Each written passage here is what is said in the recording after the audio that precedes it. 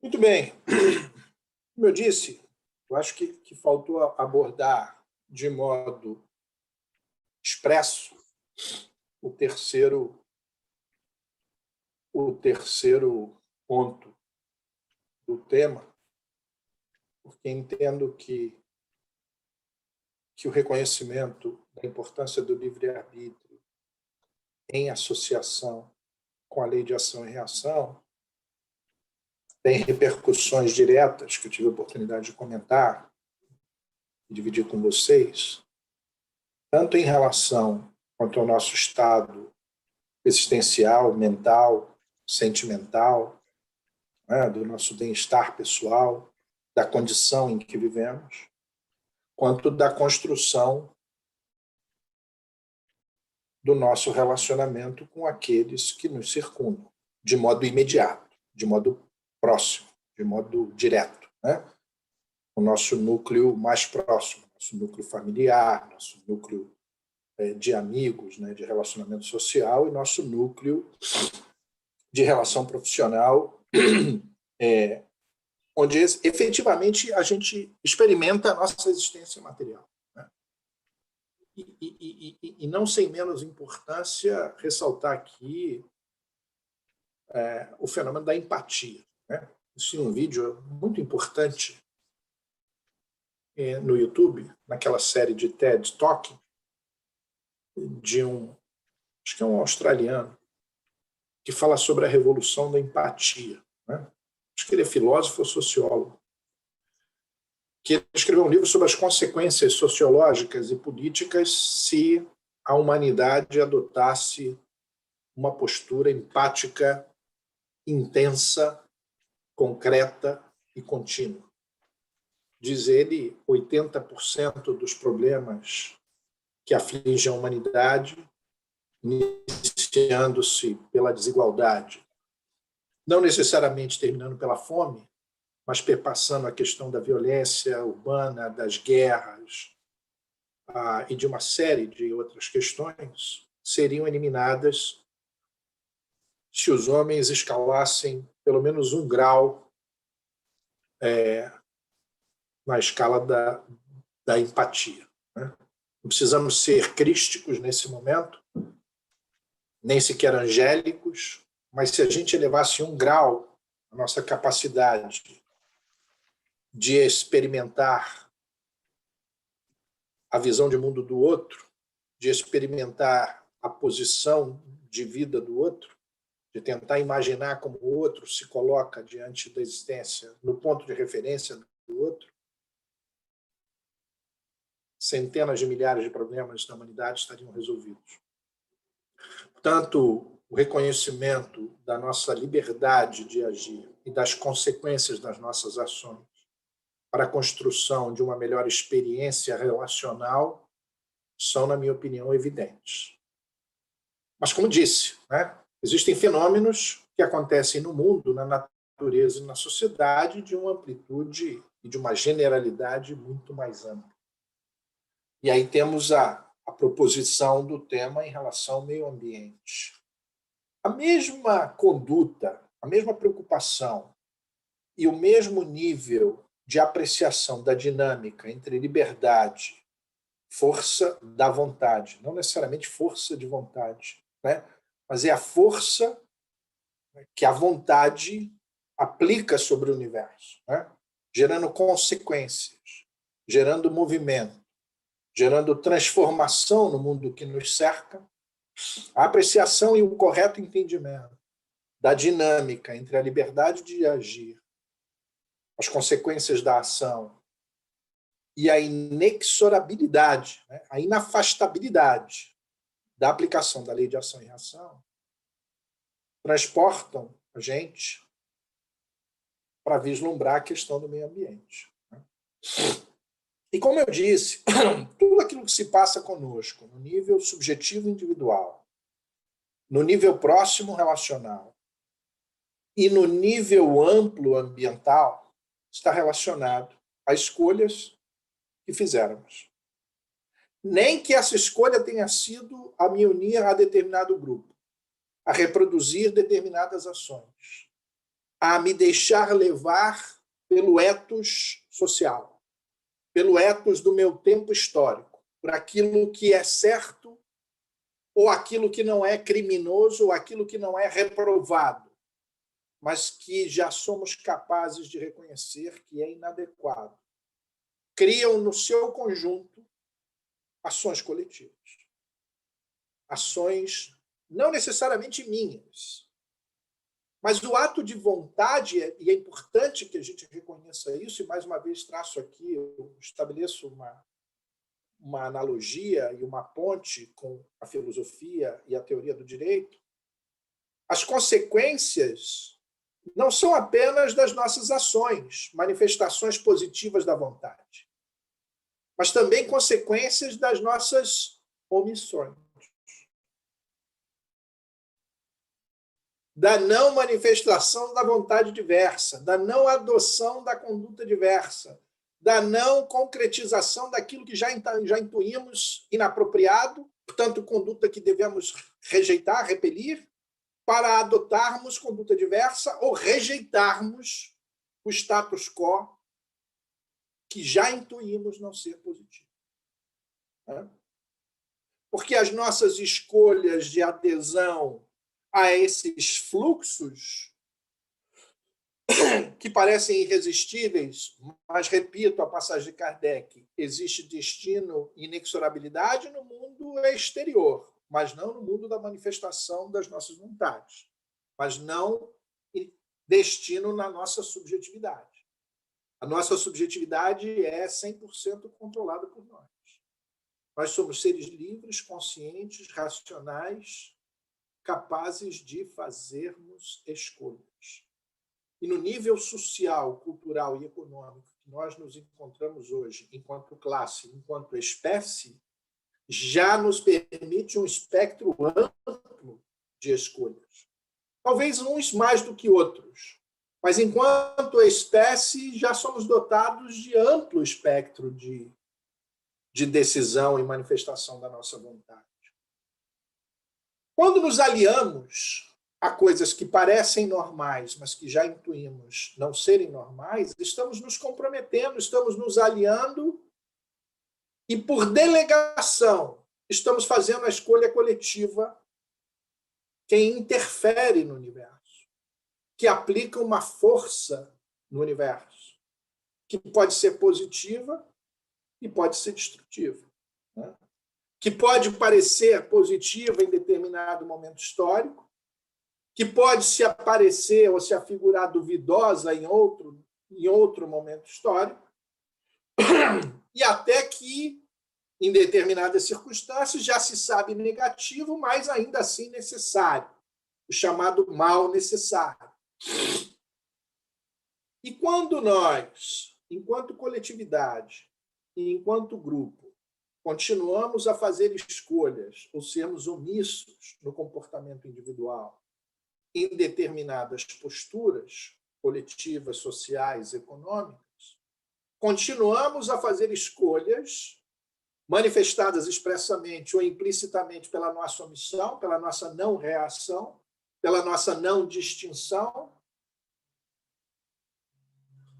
interferindo de modo direto no mundo que nos cerca, criando melhoramentos ou disfunções no mundo no qual estamos ambientados, no nosso meio ambiente.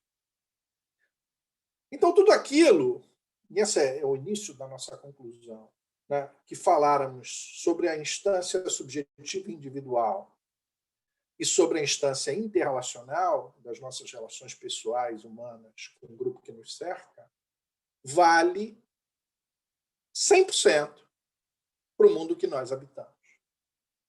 Habitamos no mundo, e hoje, mais do que nunca, os historiadores estão dizendo, a própria floresta amazônica, que parecia ser obra e fruto exclusivo da natureza, já se sabe hoje que ela foi manejada pelos povos, pré-colombianos que habitaram a América do Sul antes da chegada de Cabral, consequentemente, alguns anos antes da chegada de Colombo para visitar a América. Aquilo que se imagina ser uma floresta virgem, povoada de árvores frutíferas em distâncias racionalmente marcadas de uma viagem a pé de 7 dias, entre 3 e 7 dias, dizem hoje os antropólogos e os historiadores, foram manejos destas civilizações que alteraram, né, a face da floresta que os europeus encontraram no século XVI, no chamado descobrimento.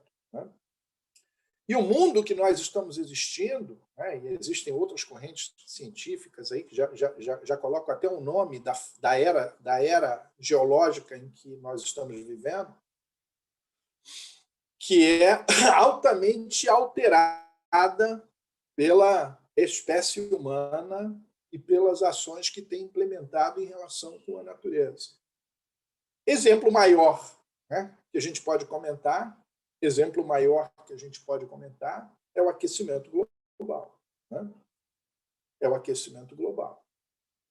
Que, por mais que várias nações assim já reconheçam, uma outra nação muito importante se negou a assinar determinado protocolo. Inicialmente se recusou, depois assinou, depois outro presidente resolveu renunciar e agora disse que vai voltar.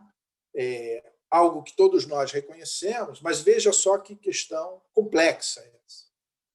Mas cada um de nós, acredito eu, ao acordarmos pela manhã, escovamos o dente, tomamos nosso café, pelo menos esse era o cenário pré-pandêmico, e ou ligávamos nosso automóvel para irmos ao trabalho, ou tomávamos uma condução que, por sua vez, movida a motores a combustão, eliminavam combustíveis fósseis estruturados a partir de moléculas de hidrocarboneto que geravam emissões e contribuíam para o aquecimento global. E aí, meus irmãos, que tipo de problemática isso traz a nível coletivo, a nível social e a nível individual? É que precisamos acionar a energia da vontade também para mantermos sintonia com as leis universais no trato e na relação com o mundo que nos circunda, se entendermos, e para isso a ciência já prestou relevantes contribuições, as consequências das nossas ações, principalmente as ações que são coletivas e que a ciência hoje pode determinar a partir das observações do fenômeno que, à guisa de exemplo, se citou do aquecimento global. E a nível individual?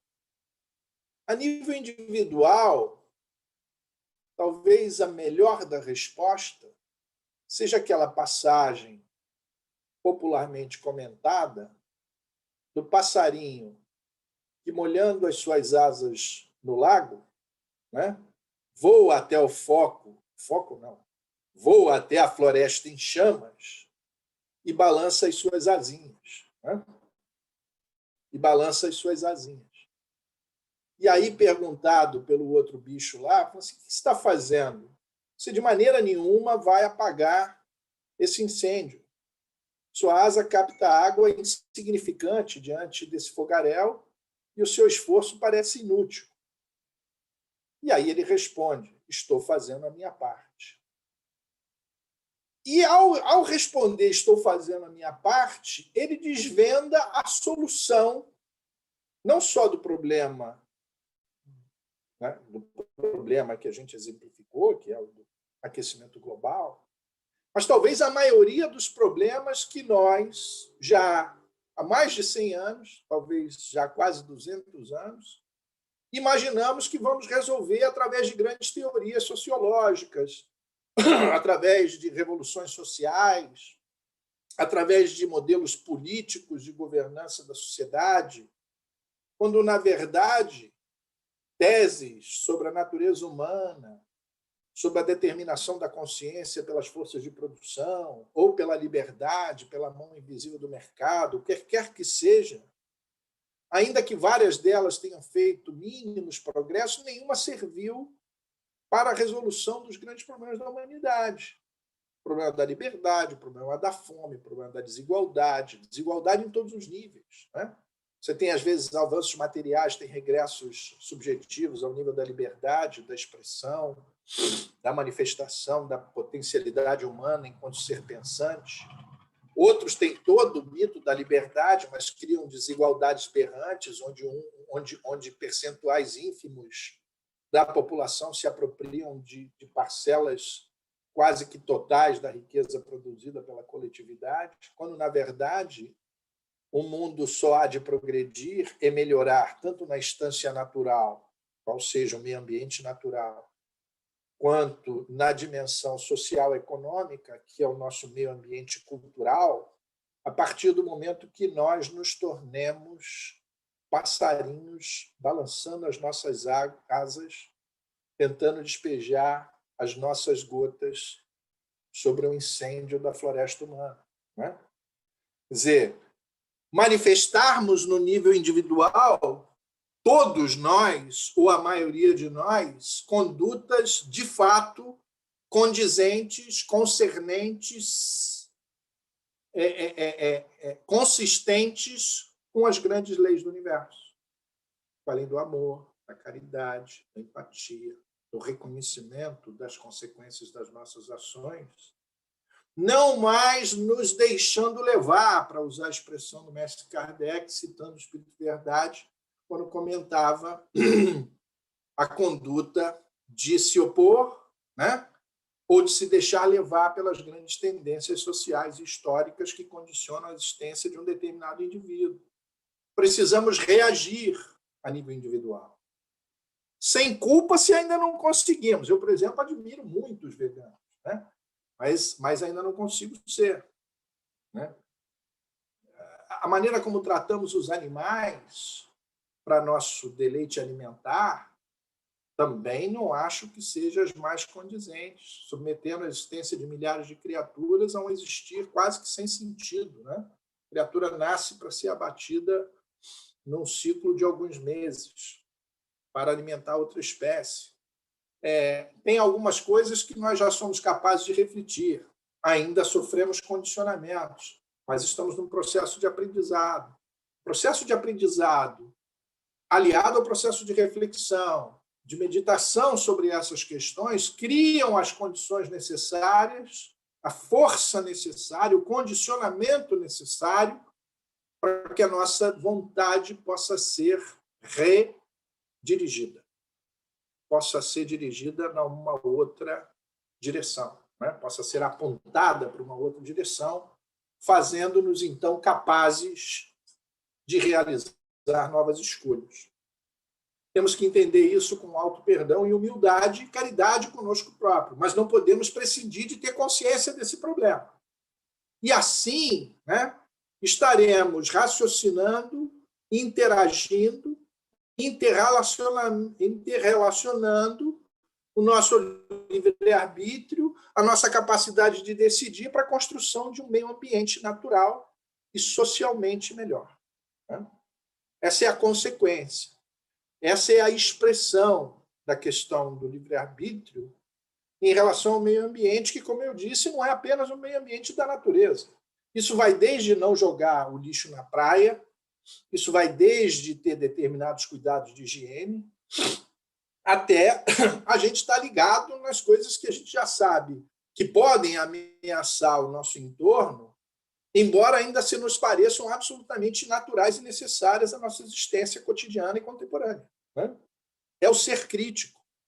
É a dimensão crítica intelectual do orai e vigiai. Estarmos atentos às nossas condutas nas nossas múltiplas camadas, né, da existência.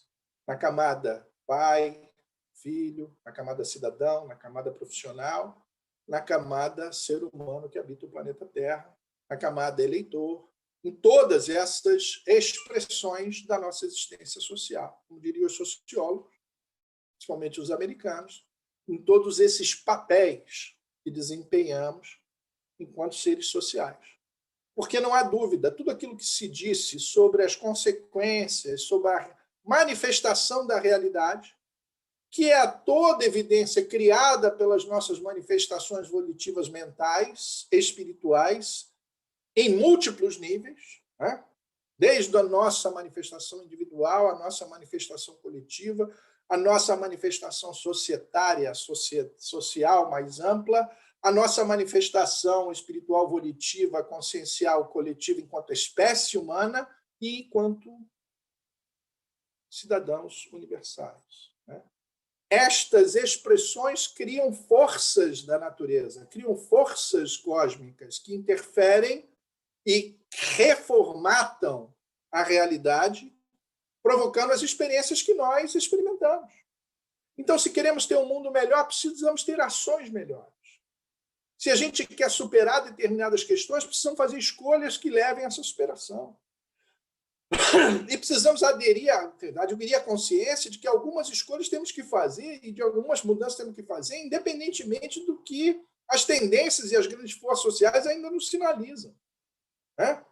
É adotar condutas sustentáveis no nosso nível familiar, mas também adotar condutas positivas a nível comportamental em todas as dimensões da vida, desde a eleição até o trato com o nosso petzinho em casa. Isso cria e interfere no meio ambiente de uma maneira geral. Porque, como disse, estão todas as coisas interrelacionadas.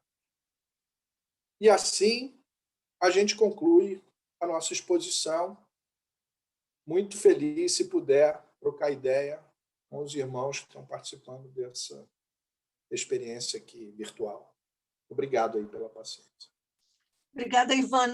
Você é feliz porque expôs e nós felizes porque ouvimos e acompanhamos muito atentamente. Então, podemos ler aqui as participações no chat, né? Sim. Ok? Ok. A Tereza Costa está dizendo, maravilha, Ivan, poder ouvi-lo novamente, apareça com mais frequência. O Paulo De Filipe, boa tarde, amigos do ICEB. A Hilda, boa tarde, de muita paz a todos. Saulo, dando boa tarde ao De Filipe. A Hilda está desejando novamente paz, só corrigiu ali. Seja bem-vindo, Ivan, bom estar com você e poder ouvi-lo depois de um bom tempo. Mas ele agora vai ficar mais assíduo, tá bom, Hilda? Tereza, agora novamente, mas para fazer uma questão, Ivan. A questão da confiança atualmente oscila muito, sobretudo em nossa sociedade. Só nos resta a confiança em Deus, essa não falha. Com certeza. Confiança em Deus acima de tudo, né? A gente vive uma crise de confiança, maiormente no Brasil, onde a gente tem crises de confiança até institucional. Mas nem tudo está perdido, né? Nem tudo está perdido. Assim como a gente falava da relação do meio ambiente, manifestação da vontade e livre-arbítrio, você vê todo o esforço hoje da humanidade em progredir nessa direção. Existem compromissos que estão já assinados há alguns anos e, assim, para citar um exemplo, talvez o mais simplório, mais evidente, a própria indústria de automóveis já se comprometeu de que até 2030 vai substituir toda a frota de automóveis novos por carros elétricos. Assim, é o que eu costumo dizer, a humanidade progrediu. Hoje nós temos leis sociais que protegem os trabalhadores com férias, com sistema de segurança social, com atendimento healthcare, né, de saúde, de proteção, que nós brasileiros costumamos achar muito ruins, mas se nós lembrarmos que a nação mais poderosa da Terra não tem um sistema único de saúde, você vê o quão ele é importante, principalmente para sociedades em desenvolvimento como o Brasil, né? de disparidades tão extravagantes, onde a grande massa da população encontra ainda um nível mínimo, mais satisfatório de proteção. Nós estamos fazendo alguns progressos, sim. Eu acho que existe déficit de confiança, sim, e principalmente porque a mídia só mostra o negativo, né? Então ela fica muito mais presente na nossa cabeça, mas é importante também reconhecer os progressos. Mas, acima de tudo, a confiança em Deus, né? Porque ela é que vai nos dar a força, a inspiração e a energia, e principalmente, confiando em Deus, a gente confia naqueles que o servem, né? Que são os amigos espirituais, os servidores, os samaritanos e os nossos espíritos familiares, que suportam a gente e criam mais condições da gente fazer escolhas melhores. Isso é tão importante, sim, com certeza. Vamos à próxima, se tiver. Então, vamos lá. Agora é uma citação do Saulo. O Saulo faz uma citação. Os homens devemos estar vinculados àquilo em que dizemos acreditar, àquilo que a sociedade aceitou como lei, como regra, como citação instrucional dos grandes líderes. É só uma citação, tá? Ele comenta ou não, conforme queira. Na verdade... Não, eu acho que sim, Saulo. Eu só acho que existem contingenciamentos históricos. A gente deve agir conforme o nosso tempo, mas a gente não pode prescindir de sermos críticos, principalmente quando o ethos, né, quando o status quo sinalizar questões que nós já entendemos serem inconsistentes com o progresso da humanidade, com as leis morais, com as leis universais, com as leis divinas. E essa foi minha crítica, né? Assim, não, ser crítico é imprescindível para nos mantermos conectados com o alto, né? Conectado com essas leis divinas. E já não deveríamos aquecer com aquilo que já intuímos ou já sabemos que confronta com as leis divinas, as leis morais, as leis, né, naturais que estão reconhecidas na nossa consciência porque universais. Porque é muito fácil você se render ao ethos presente, né? É muito fácil você aderir à moral dominante, é muito fácil você aderir às forças, né? Às determinantes sociais e econômicas. É ficar na zona de conforto. Mas a gente aprende, isso hoje é muito discutido, né? No mundo empresarial, no mundo da alta performance, no mundo da alta eficiência esportiva ou econômica, que na zona de conforto ninguém faz progresso. Eu ouso dizer que, do ponto de vista espiritual, também, na zona de conforto, a gente não vai progredir. Na zona de conforto, a gente vai reproduzir, mas não vai progredir. A gente fica estacionado, reproduzindo o status quo presente, mas a gente não avança espiritualmente.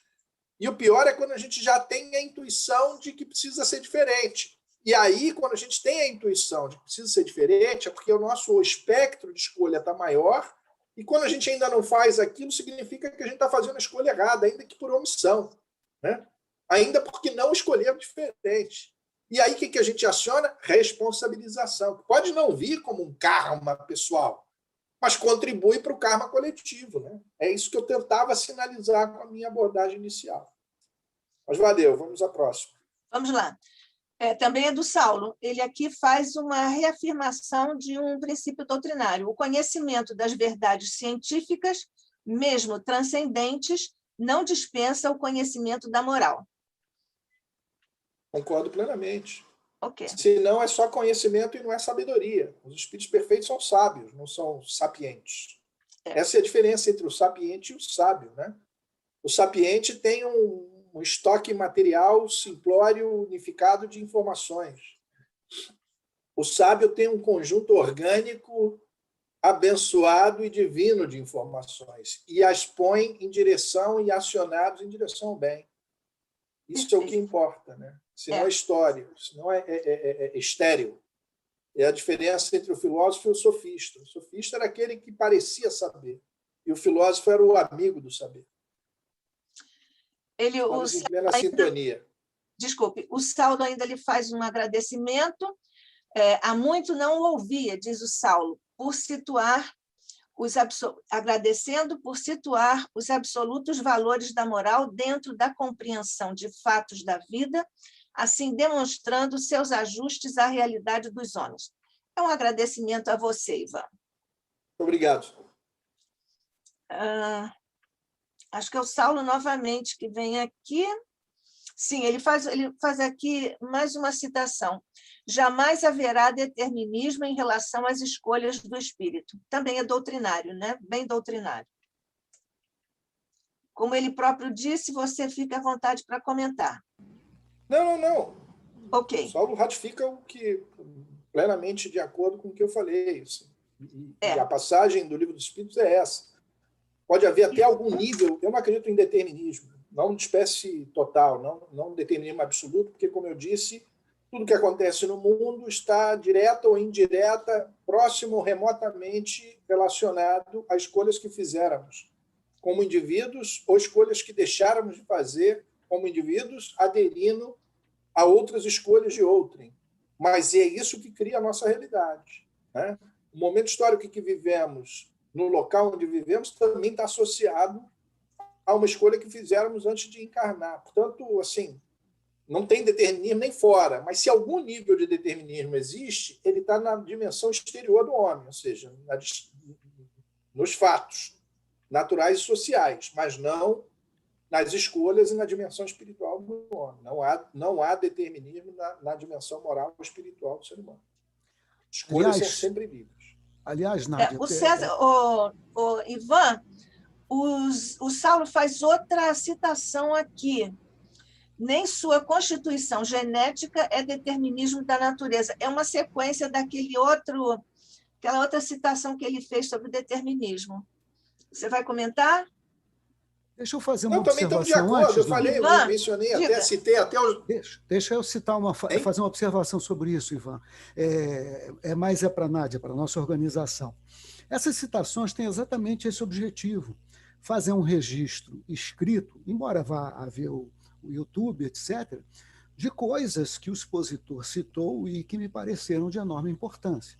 Não são inovações, absolutamente, nem meras coincidências. Tá bom? Pelo contrário, sintetizam de modo até muito apropriado e eficiente aquilo que a gente vai aqui tecendo considerações. Ok, obrigado, Ivan. Seguimos, Ivan? Sim. Passamos para outra? Então, tá bem. Claro, por favor. Você quer fazer mais comentários sobre a constituição genética, que não é mais Não. Como eu dizia, isso na verdade, o Saulo muito bem sumarizou, né? Resumiu aquilo que a gente estava comentando, inclusive porque a gente dizia a nossa conformação fisiológica e física, que está determinada pela nossa estrutura genética, também compreende e se relaciona a escolhas que fizéramos propriamente ou por delegação, porque a gente sabe que o nível de participação do espírito na sua encarnação, ou seja, na sua próxima encarnação, está relacionado ao seu grau evolutivo, mas é legítimo dizer que é escolha que fizéramos propriamente ou por delegação através dos nossos mentores espirituais que coordenam a nossa escala, né, a nossa movimentação evolucionária, né, o nosso progredir evolutivo enquanto espíritos, que são nossos mentores por delegação divina, né? Mas que, de alguma maneira, nós estamos aquecendo com isso. Temos merecimento para isso e é um ato de vontade também. Como eu disse, manifestação tácita da vontade aquecendo para que aquele indivíduo seja nosso mentor. Porque quando a gente é ruim demais, nem o mentor aguenta, né? Ele se afasta. Mas, então, quando a gente está lá participando, lá nos laboratórios, nos departamentos de reencarnação, olhando o nosso mapa, vendo o nosso bonequinho lá, já vendo o jeito como vai ser a nossa carinha, o nosso corpo lá, quando a gente tem 40 anos à frente, nós estamos participando. A gente tem o corpo que precisava ter, a gente tem a aparência que precisava ter, a gente tem as limitações ou as qualificações que precisava ter para estar exatamente hoje, nesse lugar, nesse momento histórico, fazendo o que estamos fazendo. Não adianta reclamar, dizer que Deus foi injusto, ou que eu não merecia isso. Não, merecia sim, sempre. São escolhas que fizéramos. Muito bem, vamos à próxima. Vamos à próxima. Deixa eu fazer aqui só um registro, porque eu nunca entendo todas as citações em Esperanto, mas estou aqui festejando que essa aí eu entendi toda, com todas as palavrinhas, viu, Saulo? Beleza. Pois é. O César Reis está pedindo para você, Ivan, comentar o progresso da legislação humana e o livre-arbítrio. Ele dá exemplos, a extinção dos duelos, a diminuição dos países que mantêm a pena de morte, etc. Já comentou, César. Eu tive a oportunidade de fazer uma intervenção uma vez no ICEP, que comentei muito claramente os avanços sociais, principalmente auferidos entre a metade do século XIX e o decorrer do século XX. Né? No século XIX, né? Com uma grande sensibilização humana, você tem uma grande transformação da vida do homem ocidental, principalmente do europeu, ao longo do século XVIII, né? Que criam a Revolução Industrial na Inglaterra e que reproduz estados miseráveis muito semelhantes ao da escravidão da antiguidade, né? Só que, como disse um filósofo, substituído por um fetiche, uma falsa ideia de que os homens estavam ali por manifestação livre da vontade. Isso é muito interessante falar, porque se falava que os homens eram operários que estavam vendendo seu trabalho contra a prestação de um salário, porque eles eram livres para aceitar ou não aceitar. E aqui tem analogias importantes com a questão do livre-arbítrio, porque, na verdade, Marx os denominou de proletários, porque esses eram seres humanos que nada tinham na vida, nada possuíam, nem liberdade. A única coisa que possuíam era a sua própria prole, ou seja, os seus filhos. Por isso foram chamados de proletários. E, portanto, não exerciam escolhas nenhuma. Aceitar aquele emprego que lhes era oferecido nas condições miseráveis, com crianças trabalhando com 3, 4 anos de idade, num regime de trabalho de 12, 14, 20 horas por dia, às vezes, era absolutamente atentatório contra a dignidade humana, e isso sensibilizou, né, os socialistas românticos, utópicos, e depois os chamados socialistas científicos. Eu não vou fazer uma digressão aqui sobre a história do marxismo, mas essa energia de resignação com o status quo e com a indignidade humana gerou uma série de movimentos na Europa que culminaram ao longo dos anos 20 com reformas legislativas que vieram trazer proteção aos seres humanos. Proteção contra a velhice e proteção contra a doença. E eu fico muito feliz em ver que em O Livro dos Espíritos, o Espírito Verdade menciona Kardec que em breve evoluções e progressos existiriam para exatamente focar na velhice, na fragilidade e na doença dos seres humanos que tanto afligia os seres do século XIX. E essas mudanças efetivamente chegam a partir dos anos 20, com as reformas trabalhistas e as reformas de segurança social, né? Estado de bem-estar social, aí já na social-democracia, e traz um outro nível de existência, uma existência sem fortuna, né? A fortuna é entendida como um acaso, né? Fortuna é um infortúnio. Maquiavel falou disso e vários filósofos da Idade Média falaram disso, que é a sorte ou o azar da vida, que algumas sociedades ainda se comprazem, ainda se acomodam, né, com essa escolha social de se submeter à fortuna a um infortúnio, né? Principalmente os países que não têm sistema de segurança social, né, que acham que todo homem é livre para trabalhar e ele está destinado ao sucesso e à felicidade ou ao insucesso, e acha que as intempéries da vida estão devidas aos insucessos pessoais pela falta de dedicação. Ou seja, o mundo ainda está repleto de falsas ideias e só uma visão amorosa, cristã, caridosa, é capaz de enfrentar. Porque todas elas apresentam um rastro de racionalidade, de verossimilhança, sistematicidade, mas não resistem à abordagem amorosa da caridade.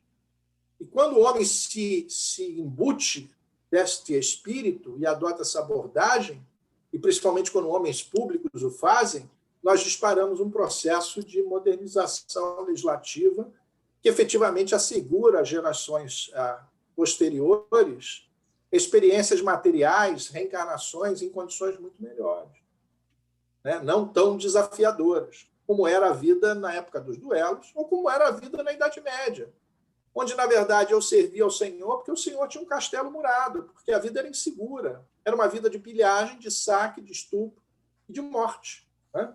Não existiam estados nacionais monopolizadores da violência para organizar sistemas de polícia e segurança e forças armadas para defesa externa e interna, como o César Reis muito bem conhece essas teorias. Então, os homens estavam à mercê da violência incontrolada e incontrolável. E quem lhes desse proteção, em troca disso, assinalava-se um contrato de servidão que prendia o servo ao senhor, né, com obrigações de entregar a ele lá parte da produção. O cara usava a terra do cara, se abrigava no castelo do cara, mas tinha que entregar a parcela material da sua produção. Olha quanto a gente progrediu disso. Isso, principalmente quando a gente contrasta com a antiguidade e a escravidão, que o cara fazia guerra, pilhava a cidade do outro, roubava as mulheres do cara, matava a população masculina e os que sobravam, ou seja, quando não matava, virava escravo, trabalhava para o cara o resto da vida. E aí o cara virava senhor, domino, né? Com poderes de vida e morte, e o cara se tornava propriedade do outro, assim como seus bois, assim como seus imóveis, seus animais semoventes, dos quais os escravos faziam parte dessa classe, né? Eram semoventes, mas eram humanos. Então, olha aqui o quanto progredimos. O quanto progredimos desde Roma em relação ao tratamento com o outro. É preciso que a gente reconheça isso. O mundo do século XXI não é pior. O mundo do século XXI não é pior do que o mundo do século XX. Quanta informação, quanto acesso, quantas coisas, quantas travas foram destravadas e nós, ainda encarnados, tivemos a oportunidade de experimentar isso, né? Então, o mundo melhora sempre. O problema é que a gente é impactado pelo Jornal Nacional e toda a mídia que só mostra o negativo. Então, a gente acha que tem uma experiência, uma sensação de piora, mas não é isso, não. Tá bom, César? Respondido. Então, Saulo faz mais aqui uma citação. Ivan, as consequências de seus gestos virão do universo. Sem dúvida. Sem dúvida. Se não vier do outro que você ofende ou do outro que você agrada, e muitas vezes não vem, e isso não deveria ser causa de desagrado ou de agrado, ou seja, quando o outro te agrada, você não devia ficar grato, nem feliz, e quando o outro não te agrada, você não devia ser fonte de desagrado, porque o universo compensa esses desbalances, né? Esses desequilíbrios são compensados pelo universo que traz a positividade capaz de equilibrar essa ação que foi feita para o próprio universo, né? Então, a consequência vem inexoravelmente, né? Seguramente a consequência vem. Não necessariamente de modo direto e imediato, mas ela virá, ainda que de modo indireto e remoto, ela virá. Agora, o Saulo faz uma... Desculpe. Não, terminou? Nádia, prossiga, por favor. Depois eu faço uma observação de 1 microsegundo para o Ivan. Sobre isso, Saulo? Não, sobre outra coisa. Tá. Ivan, você terminou? Porque tive a impressão de que congelou aí. Bem, agora Terminei. O Saulo... Ok, o Saulo faz uma pergunta. Como os homens nos devemos posicionar ante a implacabilidade das leis divinas no interesse de nossa própria evolução? Felicidade. Com reconhecimento da sua divina providência. Com resignação, aceitação e reconhecimento de que se trata de manifestação da divina providência. Não fazer isso é investir na infelicidade, na revolta, na resignação e no sofrimento. Melhor reconhecer a providência. Seguimos? Claro, seguimos? por favor. Essa aqui é minha. O filósofo Hobbes, considerado o teórico do absolutismo, postulou que o homem voluntariamente renuncia à sua liberdade para ter segurança. Como discutir isso à luz do espiritismo? Eu lembro que isso aqui aconteceu quando da queda daquele drama lá das Torres Gêmeas, e a legislação, eles passaram uma legislação que invadia conquistas do povo americano. Nádia, Hobbes é um tema, assim, é um caráter, é um personagem polêmico, né? Porque, sim. Assim, em primeiro lugar, o Hobbes descreve a obra interessado em agradar um príncipe, em primeiro lugar, né? Então, ele é, de certo modo, propositivo. Ele está tentando legitimar um governo absolutista numa sociedade que já tinha decapitado um rei, né? Então, assim, tinha que fazer força. Mas o outro aspecto é que o Hobbes tem uma crença, né? Assim, diferente de John Locke, o Hobbes acha que o homem, em estado de natureza, ele é lobo do outro homem. Ele dá prevalência ao estado animal, instintivo, violento do homem, por isso ele afirma que o homem é o lobo do homem, e de que ele precisa de uma força acima dos homens para impedir o que ele chama de estado de guerra total, que ameaçaria a vida de todos. Como todos vivem em guerra, porque todos têm uma tendência ruim, têm uma tendência animal em que ele quer maximizar o seu prazer e absolutamente eliminar a possibilidade de dor, e na sua descrição racional ele consegue isso eliminando o outro, ele vive em estado de guerra permanente. E para cessar o estado de guerra permanente, que ameaça a vida de todos os cidadãos, todos eles renunciam à sua liberdade total para garantir o que ele entende ser o direito fundamental de todos, e o primeiro direito, e o mais importante de todos, que é o direito à vida. E é por isso que ele vai dizer que a única razão pela qual o monarca pode ser deposto é se ele ameaça a vida de todos os cidadãos da coletividade, porque ele só é monarca absoluto porque ele tinha um compromisso de proteger a vida de todo mundo. Então, assim, não necessariamente a gente tem que concordar com a afirmação do Hobbes, né? Você não precisa necessariamente alienar a sua liberdade para garantir segurança.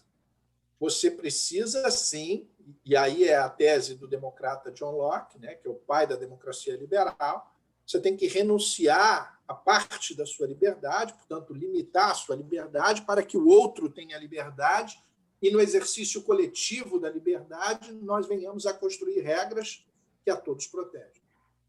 Todos eles estavam interessados só na propriedade, tá? Principalmente o Locke, que é o liberal, mas o negócio dele é proteger a propriedade. Também gosto do Locke, tá bom. Mas assim, não necessariamente a gente tem que concordar com isso. Você não tem que renunciar à liberdade para conquistar a segurança.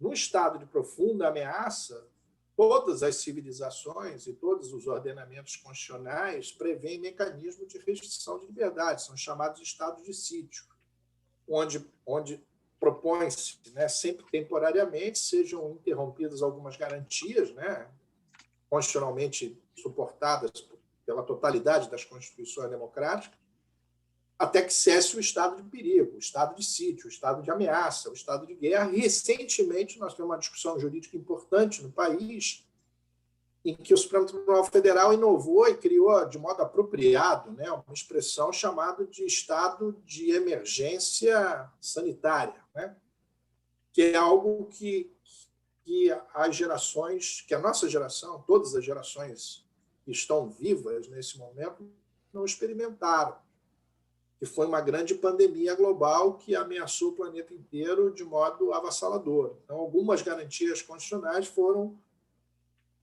tiveram a sua apreciação flexibilizada para que se desse proteção maior ao fenômeno emergencial sanitário, que era o trato da pandemia.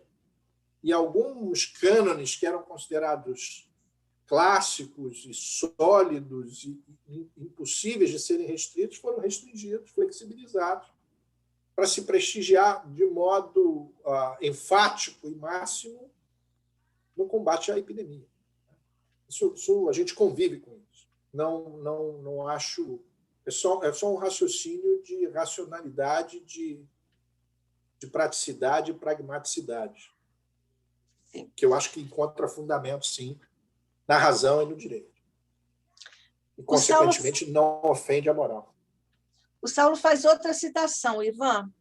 Ele diz: a nossa subjetividade é 100% controlada por nós, responsabilidade, quer por ações, quer por omissões. Plenamente de acordo. O que não significa dizer que seja fácil fazer escolhas difíceis, né? E esse é o dilema da nossa existência. Todos nós, seres imperfeitos, cheios de defeitos, em que nenhum de nós pode levantar a mão para tacar pedra, porque só aquele que não tem pecado pode levantar e tacar pedra naquele que tem. Como todos nós temos os nossos, aspas, pecados, porque somos imperfeitos, né? Ainda não conseguimos fazer 100% das nossas escolhas corretas. O que não deve ser motivo de dor psicológica, mas deve ser motivo de motivação para a mudança, né? De reflexão constante. Como sugeria Santo Agostinho, Que a gente reflita todo dia naquilo que a gente acertou e naquilo que a gente errou, tentando continuar a acertar aquilo que a gente acertou no dia seguinte e modificar aquilo que a gente errou também no próximo dia. E se a gente não conseguir no próximo dia, tenta no dia seguinte. E se não conseguir naquele terceiro dia, tentar no quarto.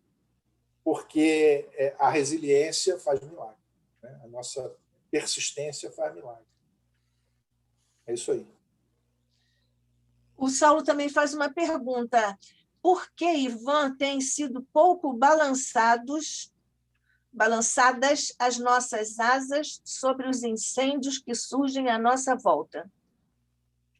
Porque somos habitantes de um planeta de expiação e prova e ainda somos formiguinhas espirituais, né?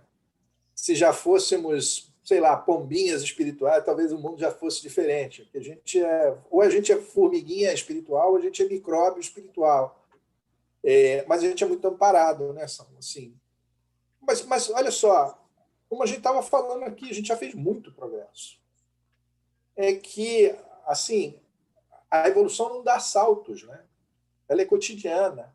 E como cotidiana e lenta, ela é como que imperceptível para aqueles que estão participando do processo. A gente só consegue entender isso quando a gente se afasta, né? Tenta se afastar da realidade e olhar ela com diferenciação, como diz ainda, porque ele está vivo, né? O antropólogo Roberto da Mata, né? A gente tem que tentar fazer o familiar exótico e o exótico familiar. Então, quando a gente está existindo no mundo, a gente tem que estranhar o mundo para poder entender ele, né? Você tem que transformar ele num exotismo, você tem que se distanciar dele e olhar de longe, aí você entende. Embora a gente tivesse percepção de que o mundo era redondo, a gente só acreditou mesmo no dia que a gente mandou um objeto lá em órbita e viu realmente a Terra é redonda. Aí você tinha a comprovação experiencial, né? Os humanos experimentaram a observação pelos seus sentidos de que, de fato, o mundo era redondo. Então, é assim, eu acho que a gente está fazendo muito... Assim, várias asas bateram e, se é verdade, ou vários incêndios foram eliminados, ou pelo menos a gente já diminuiu muito o incêndio da humanidade, né? Quer dizer, o fogo em que a humanidade arde já foi muito mais intenso e muito mais largo, vamos dizer assim. E os exemplos que eu dei da Roma Antiga até hoje são claros para mostrar isso, né? As condições em que se vive hoje. Não só pelo avanço tecnológico, mas eu acho que os homens hoje têm muito mais sensibilidade pelo outro, porque se não fosse assim, nós não teríamos as leis, porque as leis representam manifestações da maioria da sociedade, e são leis muito mais empáticas, muito mais humanitárias do que as leis que governavam os homens na antiguidade, da Idade Média, da Renascença e assim por diante. Então já tiveram muitas asas batendo aí. Acho que a gente pode bater mais, principalmente na medida em que a gente adquirir essa nova consciência, que não é só uma consciência moral racional, porque Kant já falava. Se todos nós seguíssemos o preceito primordial, né? Tem um nome que está me faltando agora, de Kant, de não fazer aquilo que, na verdade, é um preceito do Cristo também, não fazer aquilo que não gostaríamos que fosse feito a nós, ou nos comportarmos como se o nosso comportamento pudesse transformar numa lei universal. Esse é um preceito, tem um nome lá em Kant. Bastava a gente fazer isso, o mundo caminharia para próximo da perfeição. O problema é que a gente ainda não consegue.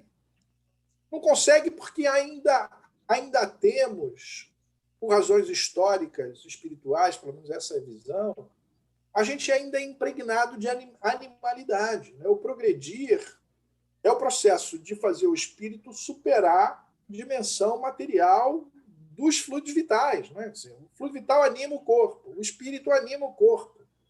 Mas no início da evolução é mais fluido animal, fluido vital, né? Animalizando e vivificando a matéria, fazendo com que ela seja vida e não inerte. E esse é o principal, esse é o preponderante, esse é o governante. E na saga da evolução a gente tenta fazer, né, uma inflexão, fazer com que a matéria e os instintos e o fluido vital se curvem ao domínio do espírito consciente da sua individualidade e da sua historicidade, né? Mas como a gente ainda está meio copo, né?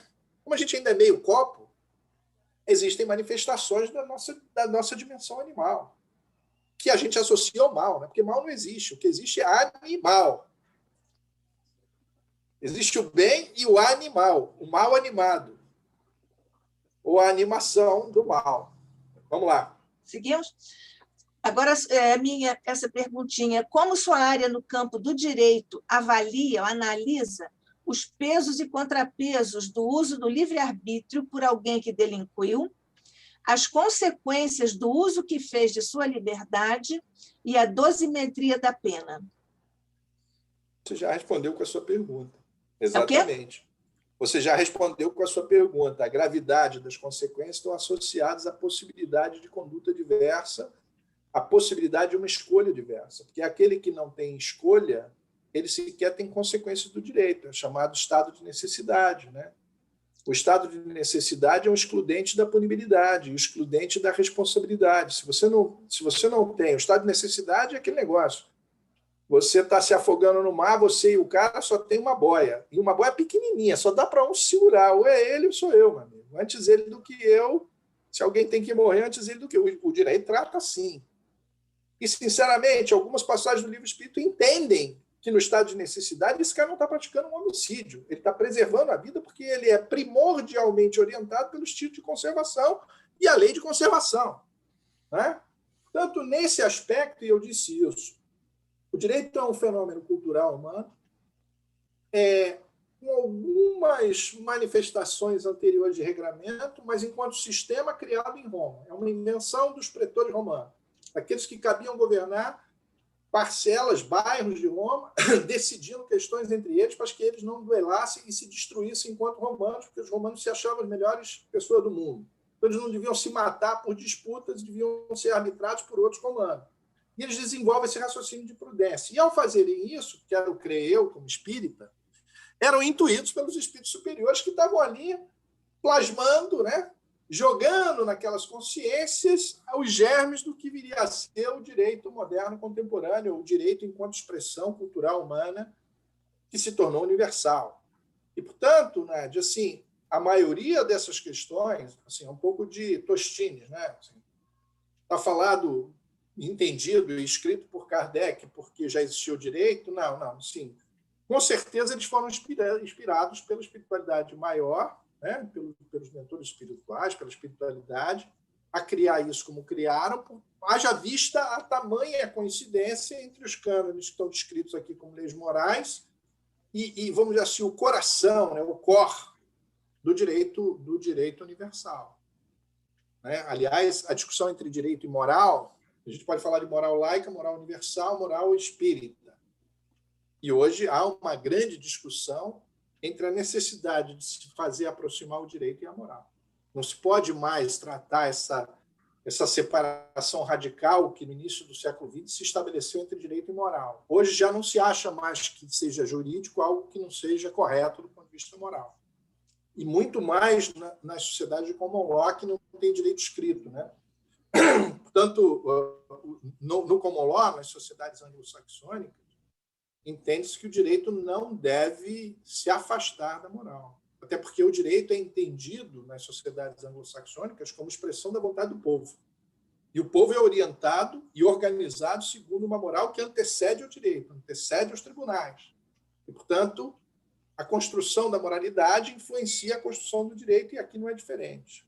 Portanto, a capacidade de responder e a necessidade de ser punido é igualmente proporcional, direta e imediatamente proporcional à liberdade ou à capacidade de escolher. Né? Quem não tem capacidade de escolher não pode ter punição nem responsabilização. É o que o direito prega e eu acho que é o que o universo propõe, porque isso não me parece inconsistente com as leis morais que nós estudamos na doutrina espírita. Ok, vamos à próxima. Ivan, nós estamos nos aproximando das 17 horas, mas nós temos muitas perguntas ainda. Eu indago se você poderia ficar um pouco mais para nós podermos atender a todos os nossos companheiros. Até às 17 é meu compromisso com vocês. Eu até tenho um outro compromisso depois, mas até às 17 eu estou... Bem, eu não sei, nós temos mais de, acho que umas 10 participações, então vamos até às 5. Então, vamos ver se você Reduz um pouquinho para nós atendermos mais companheiros, tá bom? Tá. O Saulo faz aqui uma citação. Temos de manter consciência... Olha, eu vou fazer uma proposta. Eu proponho que você leia os outros, porque Saulo, ele realmente... Saulo, ele fez muitas perguntas.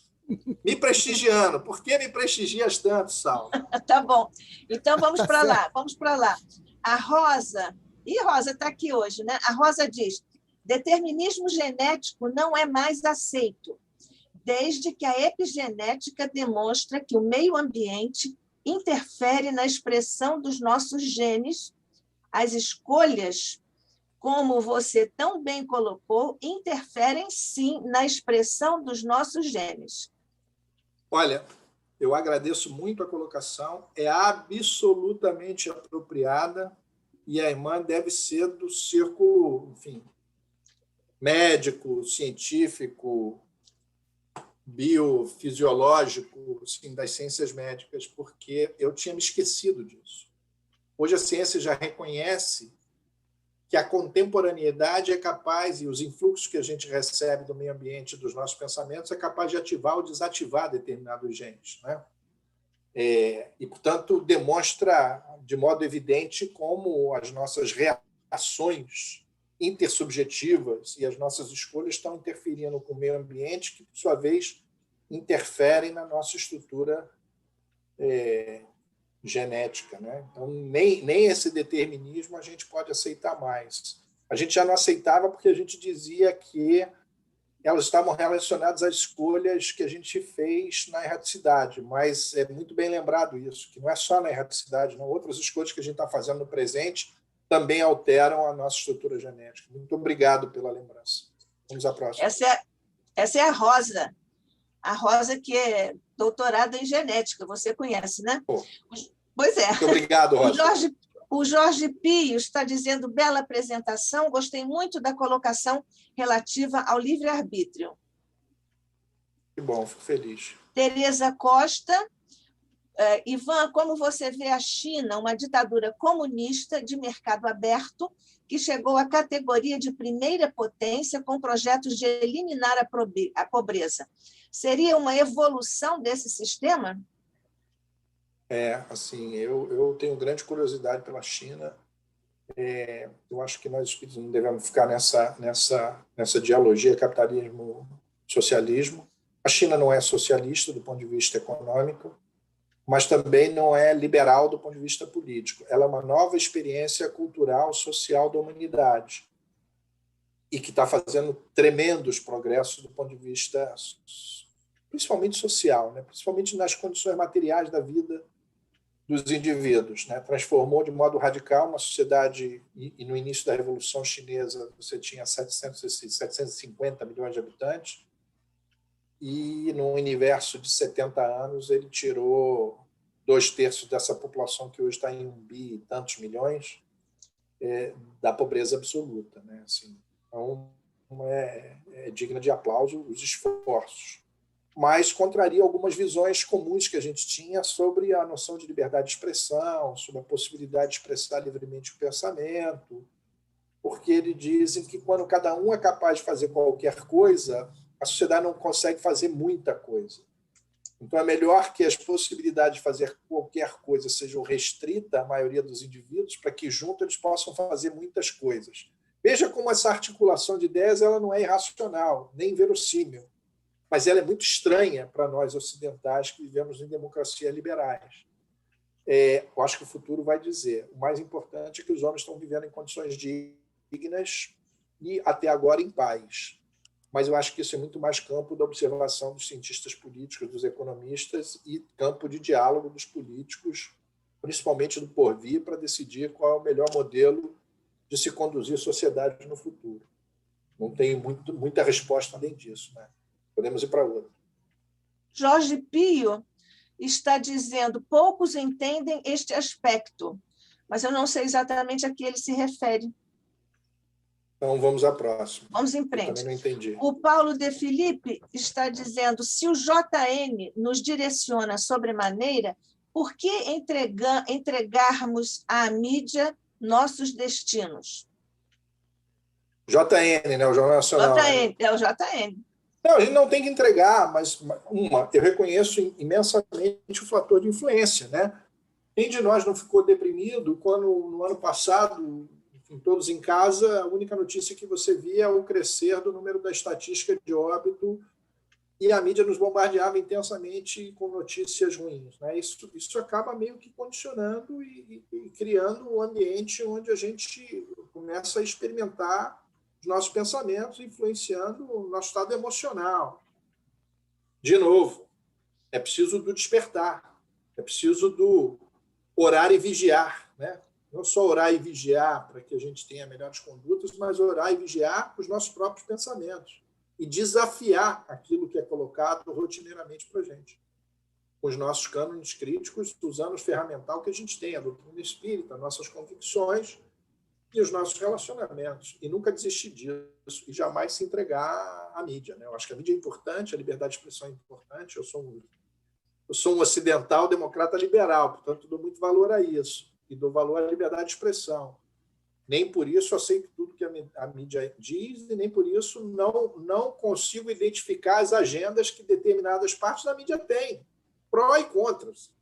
Vamos falar aqui o português claro, a maneira como se politizou essa pandemia, né, ficou fla-flu. Ou você é Flamengo, você gosta de cloroquina, você gosta de ivermectina e você não gosta de vacina. Ou você é Fluminense e você gosta disso tudo e acha que alguém está matando milhões. Assim, não é nem Flamengo nem Fluminense, com certeza. Estou absolutamente convicto disso. Mas foi um pouco assim que colocou, porque as pessoas não têm transparência total. Assim como os veículos de comunicação não têm transparência total e não informam que foram cortadas suas verbas publicitárias, não informam que a audiência aumentou em 350% durante a pandemia. Então, assim, a gente não tem todos os elementos para fazer o melhor juízo e a melhor avaliação das coisas. Portanto, a gente é impugnado. Mas quando a gente lembrar que a gente não conhece tudo, a gente já tem mais um elemento para ser crítico. É isso aí, né? Vamos para a próxima. Vamos lá, Ailda. Não quero nenhum ânimo antagônico aqui. Ailda, Ivan, a Ailda está se voltando agora para uma citação referenciada à confiança em Deus diante da nossa fragilidade. Aí ela pergunta, como entender e fazer entender aos que nos cercam que a confiança também é a providência e misericórdia de Deus? Como fazer isso? Pergunta dificílima, mas eu acho que o melhor ensinamento é o exemplo, né? Se você tem exemplos admiráveis e que as pessoas têm uma reação positiva a eles, na pior das hipóteses, faça eles saberem que esses comportamentos que eles admiram são inspirados por essa confiança inabalável que se quer disseminar. Talvez esse seja o melhor elemento para disseminar essa mensagem, né?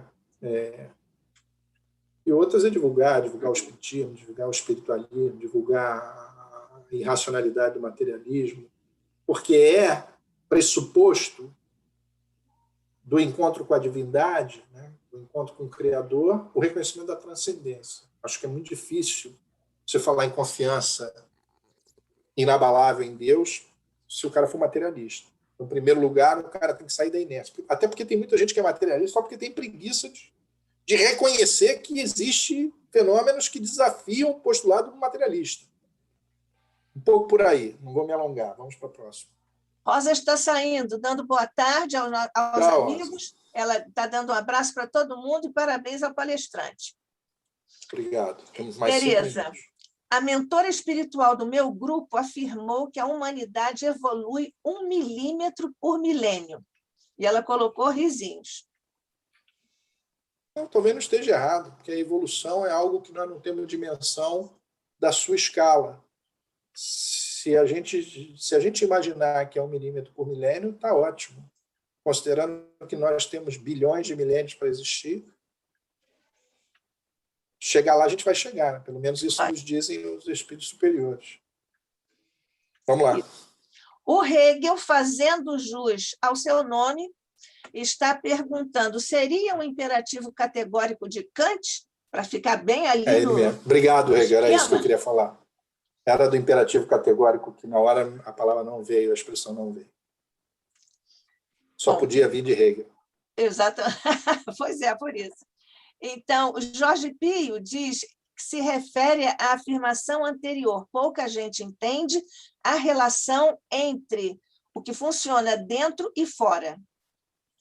Ele está justificando aqui a observação. Mas esse é o grande discovery, né? Esse é o grande finding, essa é o grande novidade, né? Essa grande apresentação inovadora, disruptiva, não só a doutrina espírita, a doutrina espírita também, tá? Toda a busca hoje de aproximação da ciência e religião, e alguns físicos quânticos importantíssimos de universidades americanas estão trabalhando isso hoje, principalmente hindus, né? Porque vem de uma cultura que convive muito bem com a espiritualidade, todos os esforços de aproximação entre espiritualidade e mecânica quântica, todo o reconhecimento de que há muito mais entre o céu e a terra que a nossa vã ciência, né? Fala-se filosofia, mas, na verdade, principalmente a pandemia propôs a gente um conceito muito equivocado de ciência, como se a ciência fosse expressão pura da verdade, como se a ciência fosse monolítica e una, né?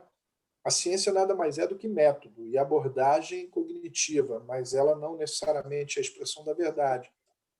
Principalmente na modernidade e na contemporaneidade, a ciência se confundiu com a técnica, e a técnica se legitima pela eficiência da técnica, e a ciência se transformou, enquanto aplicada à tecnologia e gerando eficiência prática, a legitimadora de verdade. Mas assim, a verdade está associada ao funcionamento de alguma coisa, como a ciência descreve que vai acontecer.